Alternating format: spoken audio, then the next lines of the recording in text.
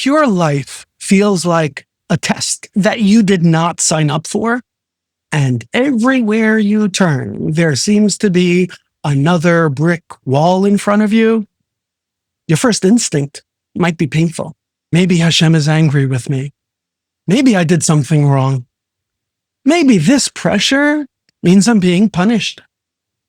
I want to sit with that for a minute before we go anywhere else. Because when a man is already exhausted, the phrase, Hashem is testing you, can land the wrong way. It can sound like, keep suffering quietly. Do not ask questions. Do not speak. Do not bother protecting yourself. Just pass the test. That is not what we're doing here.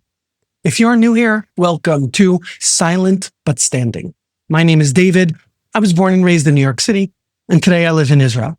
I created this channel for Jewish men carrying quiet battles, especially inside of painful or toxic relationships, who are still trying to stay connected to Hashem with dignity and truth.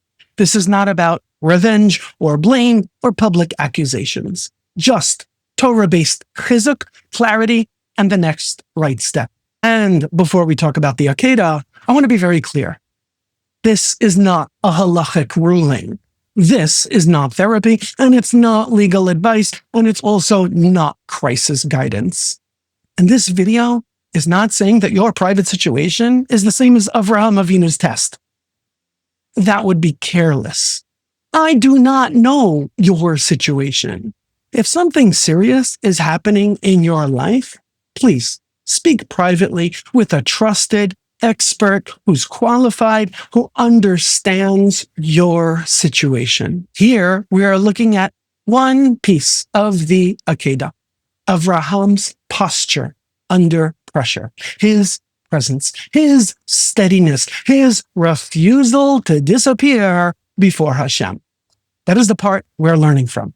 Not because your situation is the Akedah, it is not, but because a man under pressure needs a way to stay connected to Hashem without losing himself. There is a pasuk in Parshat Vayera, Breshit, Perek Kaf Bet, pasuk Aleph. Vayehi afar hadvarim ha'ele, va'elokim nisa et Avraham, vayomer elav Avraham, vayomer Hineni. After these things, Hashem tested Avraham, and he said to him, Avraham, and Avraham answered, Hineni. That word, nisa, tested, matters. Not punished, not abandoned, tested. But we need to handle this carefully. Avraham was not in an unhealthy relationship with Hashem. That is not what we're saying. When Hashem tests a person, the pressure is real, but it is not meant to destroy him.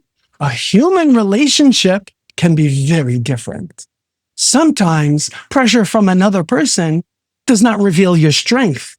It can confuse you. It can shrink you. It can make you second guess what you saw.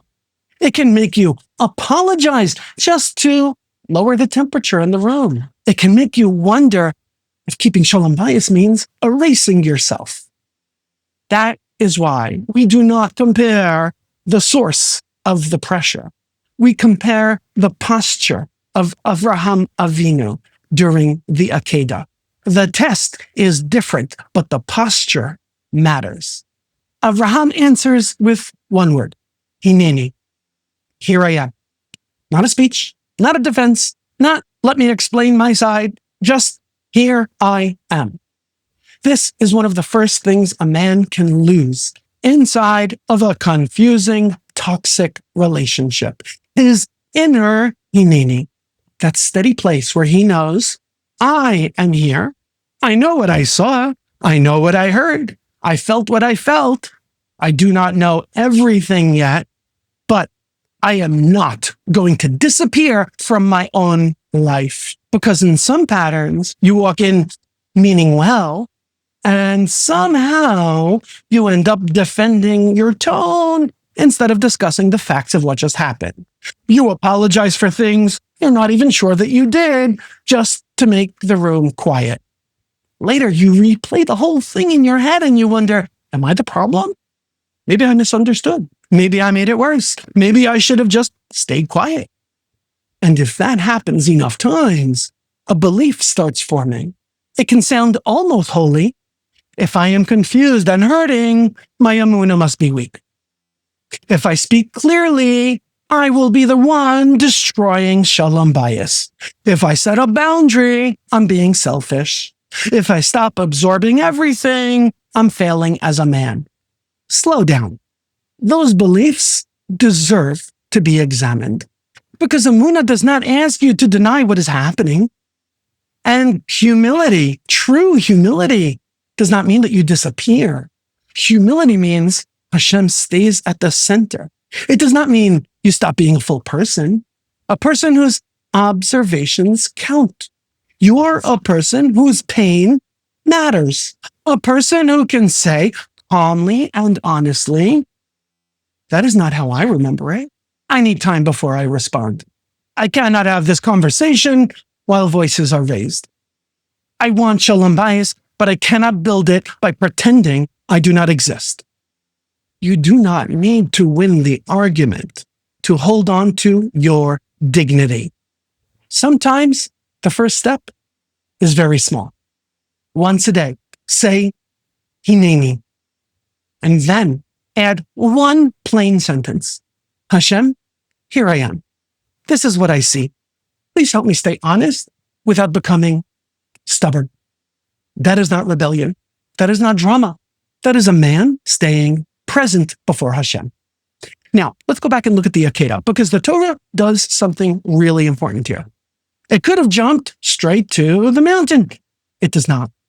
It slows down, and it lets us watch every step. In Bereshit Perek Kav Bet Pasuk Gimel, the Torah says, Vayashkem Avraham baboker vayachbosh et chamaro vayikaf et shnei na'arav ito ve'et Yitzchak beno vayivaka atzei olah vayakam vayelech el hamakom asher amar lo ha'elokim.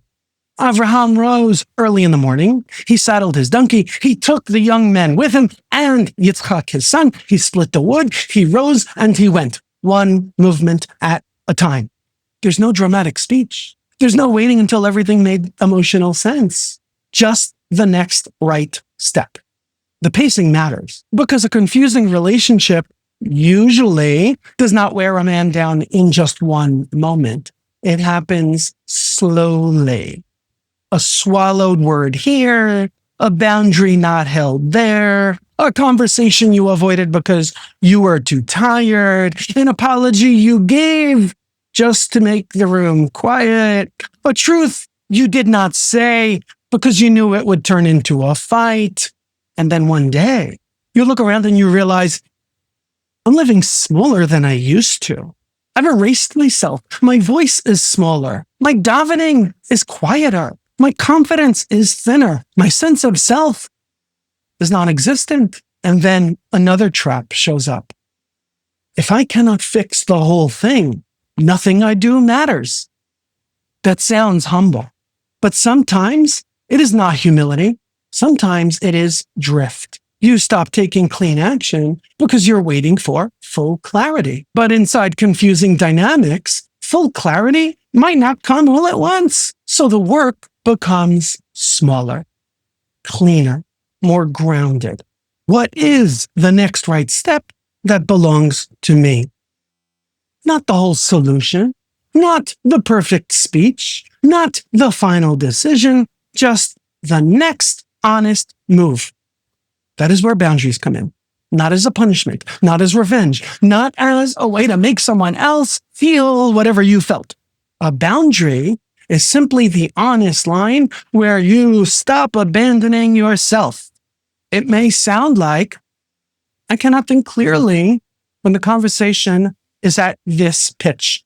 I'm going to step back. Or I want to talk, but not while we're both flooded with emotions. Or I am not ready to answer that right now. Or I need time. Or not right now. That last one matters. Not right now is a full sentence. And if saying a boundary out loud makes things worse in your situation, the next right step might be to take a quieter one. Distance, time, write things down. You need to end that loop sooner. Speaking privately with a Rav, a mentor, a qualified professional, getting guidance before you try to handle the whole thing on your own. That is not weakness. That is wisdom. Pick one honest sentence that you will not betray today. Something simple like, I am allowed to notice what I noticed. I do not have the answer while I'm being provoked. I can still want shalom bayis and still need space. I can be respectful without surrendering my memory. Write it somewhere so that you can see it before you walk into the space that usually scrambles your brain. That is one step, one clean movement.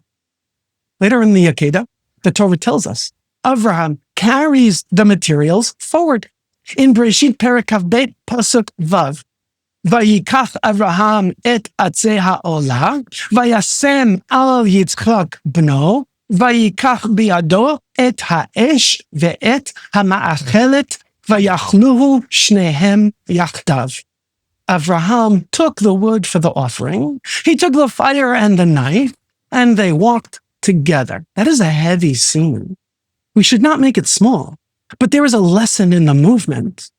Avraham is carrying weight and still moving forward. He's not pretending the weight is light. He is not pretending he understands everything. He's not turning the weight into his entire identity. This is a very hard balance, because when a man carries pressure for long enough, the pressure can start to define him. He becomes the one who manages, the one who absorbs, the one who keeps things calm, the one who does not react, the one who says it is fine when it is not fine. But you are not only the weight that you're carrying.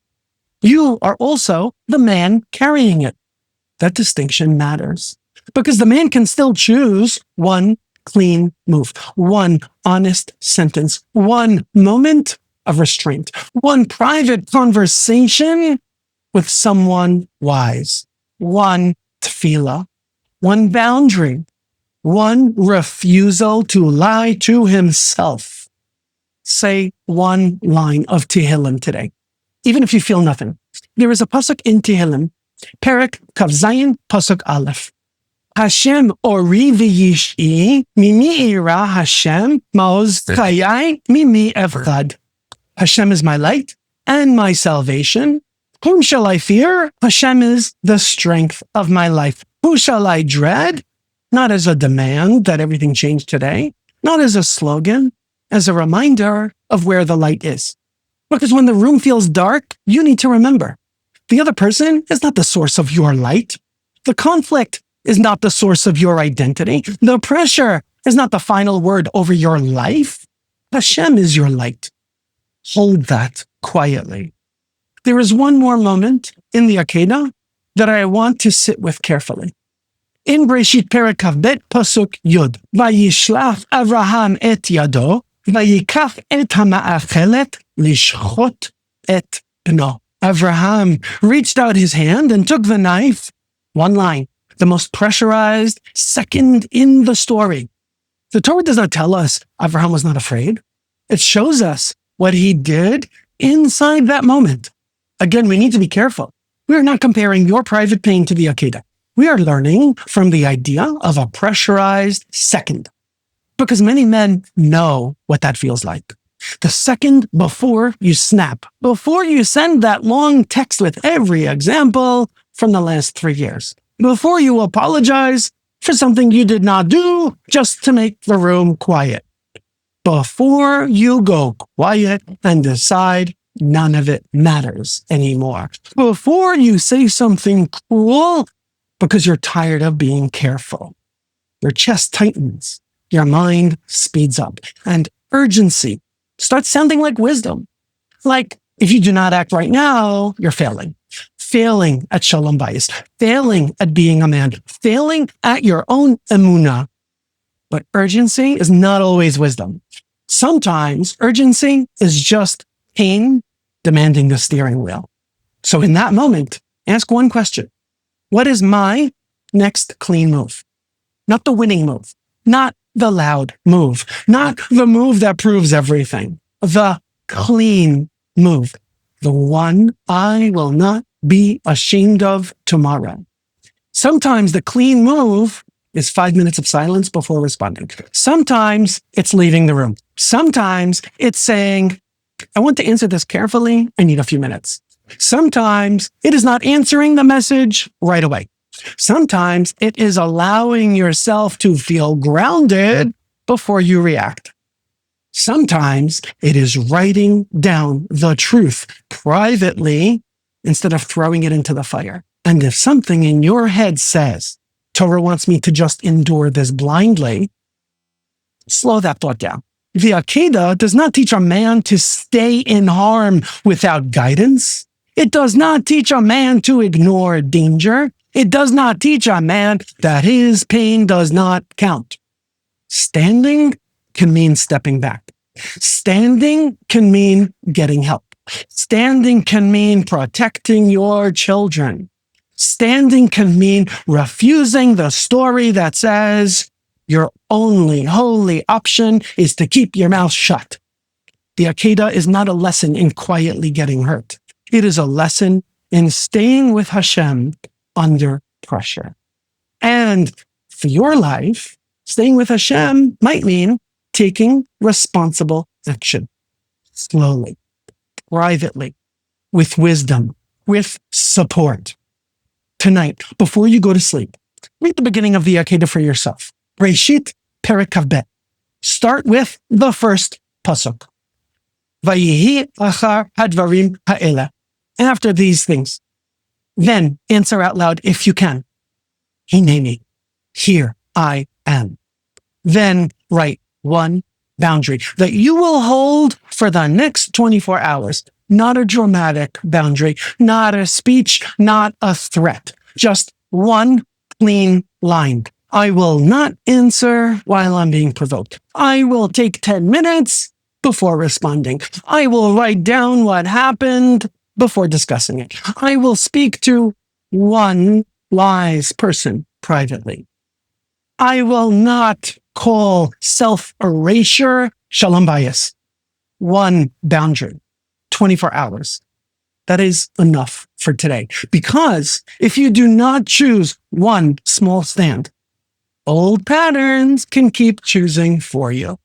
Not because you're weak, because silence becomes a shape when a man lives inside of it for too long.